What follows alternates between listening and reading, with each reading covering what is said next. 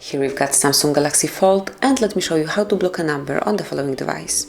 So at first you have to open your phone dialer, then go to the contacts, and if you would like to block some particular number, just select it, for example Johnny, tap on information, and here by tapping on this icon, on more icon, you can block it by selecting block contact.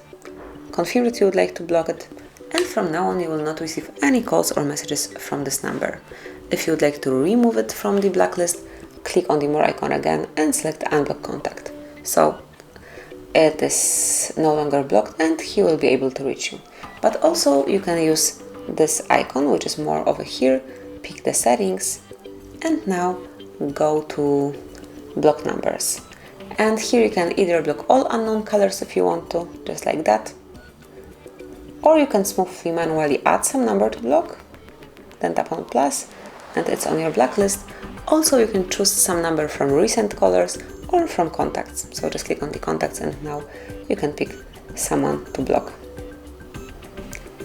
Tap on done, and here's your blacklist. Then if you'd like to remove somebody from this blacklist, just tap on minus and it's no longer blocked. So this is it. That would be all. So you can block numbers and contacts in your device, in your Samsung Galaxy Fold.